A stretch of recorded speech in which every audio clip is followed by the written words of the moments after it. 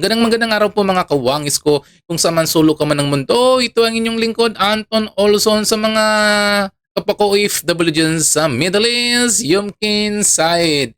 Sa mga hindi pa nakaka-subscribe sa akin, please lang subscribe my channel. Kung saan man sulok ka man ng mundo, please lang. O ngayon, napakagandang pag-uusapan natin. Nako, Abante atras-atras nag-walk out sa Justice Committee dito sa impeachment complaint laban kay Marcos Jr. Hindi matanggap ni Abante na pinapa-impeach si Marcos Jr. Ang dami niyang objection sa katagalan, sa sobrang niyang pikon, nag-walk out. Kasi nga, ang labanan kasi nagkakaroon ng butuan kung sinong pabor na ipagpatuloy at yung hindi pabor na ipagpatuloy yung impeachment complaint laban kay Bongbong Marcos. Ay Justice Committee pa lang yan Nako, nakakatuwa talaga si Abante, hindi niya matanggap. Kaya ang nangyari sa kanya, umalis siya. Sinabi niya talaga sa kanyang privilege speech na mag-walk out daw siya. Hindi niya matanggap ng gano'n nangyayari. Ito, nakakatuwa. Panoorin po natin.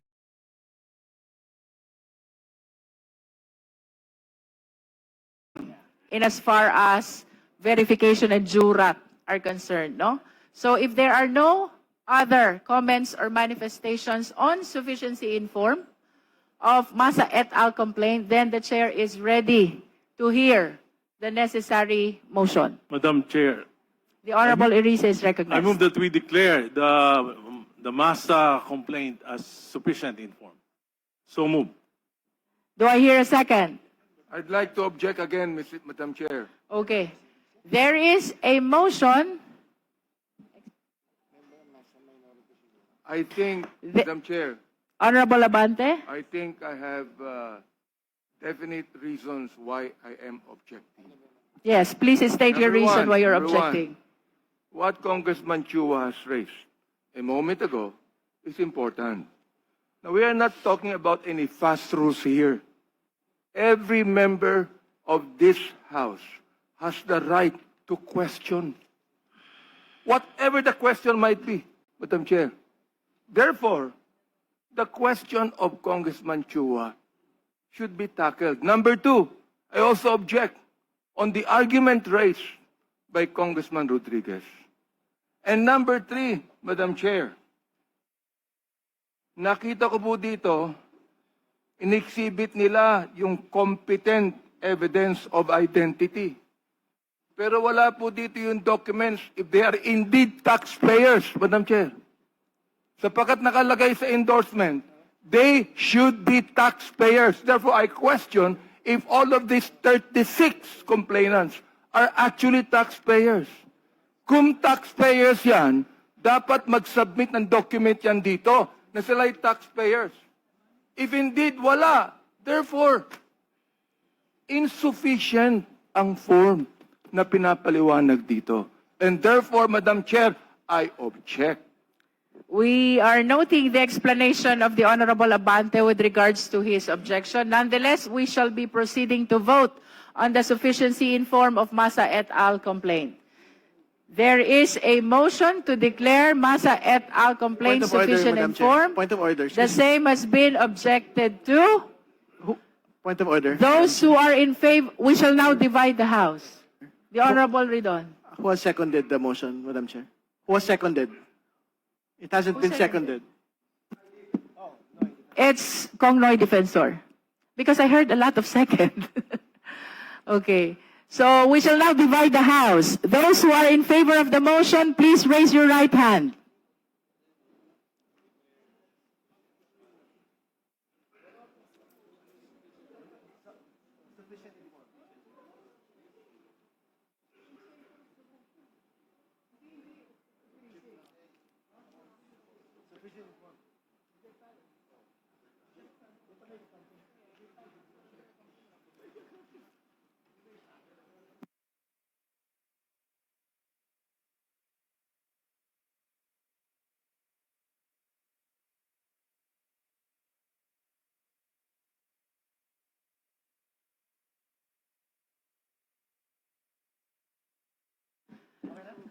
Those who are not in favor of the motion, please raise your right hand.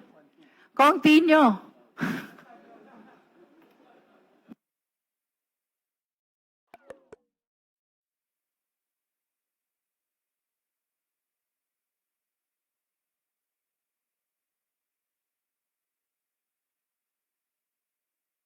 Those who abstain, please raise your right hand.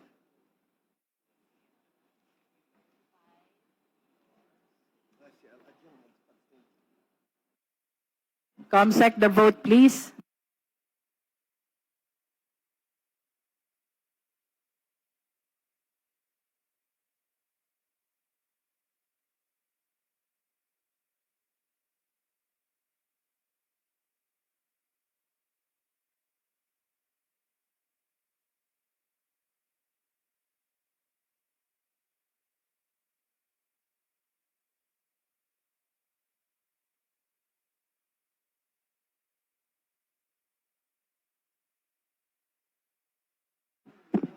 With 35 in favor, 9 against, and 1 abstain, the chair declares the Masa et al. Complaint sufficient in form.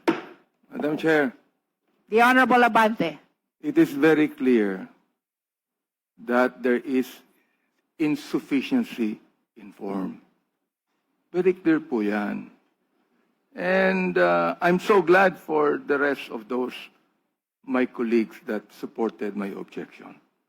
And therefore, realizing that this is actually an exercise in futility and a waste of the people's money, I therefore would like to walk out of this hearing right now.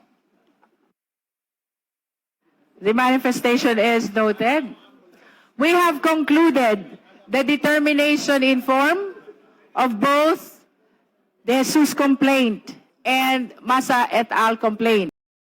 O di ba mga kawangis ko? Walk out! Walk out si Atras Abante. Nag-walk out talaga siya. Nag-walk out talaga siya. Sa kanyang kapikunan, nag-walk out kasi nga hindi siya pinagbigyan ng kanyang mga kasamaan na i-object lahat, eh nakita pa niya sa butuan, mas nanalo yung motion. Ang ibig sabihin ng motion, ipagpatuloy po yung impeachment complaint kasi Justice Committee pa yung bago yan. Justice Committee pa lang to eh. Kapag nanalo na yung nag-motion na sila, yan, dadali na doon sa Kongreso, doon na nila pagbubuto na ulit kung may impeach si Bongbong Marcos sa Kongreso. Pero ang tingin ko dito ay moro-moro lang. Kunwari may mapag-usapan lang, pero sa tingin ko pagdating na doon sa Kongres, magkakaroon na ng butuan kung itutuloy po yung impeachment complaint ni Bongbong Marcos. Tingin ko hindi. Kasi lahat naman yan ng mga kasapi dyan sa Kongreso ay mga Marcos. Parang may ba pag-usapan lang. Tignan mo, sa susunod na araw naman, mayroon namang pinel na impeachment complaint laban kay BP Sara. Nako, tuwang-tuwa yan sila eh. Ito, parang pinag-uusapan lang nila. Parang tingin ko, para masabi lang na yung bata, walang tataas sa batas. Kahit pangulo ka, pwede kang ma-impeach. Pero tingin ko, lang to, drama lang to ng mga kongresista. Tingnan mo, pagdating na to sa totoong butuhan sa Kongreso, wala. Hindi to hindi to gagalaw to. Baka nga hindi makarating. Hindi nila ma-impeach kagaya kay Sara na impeach kagad diba sa Kongreso. Ito hindi eh. Drama lang to. Drama lang to ang nangyayari. Kaya yan muna ang mga natin, mga update natin, mga kawangis ko. Kung sa mga hindi pa dyan naka-subscribe sa akin, kung saan mang sulok ka man ng mundo, please lang i-subscribe nyo naman ako. Sa ngayon, sa mga kapako OFW, masalamin. Bye-bye.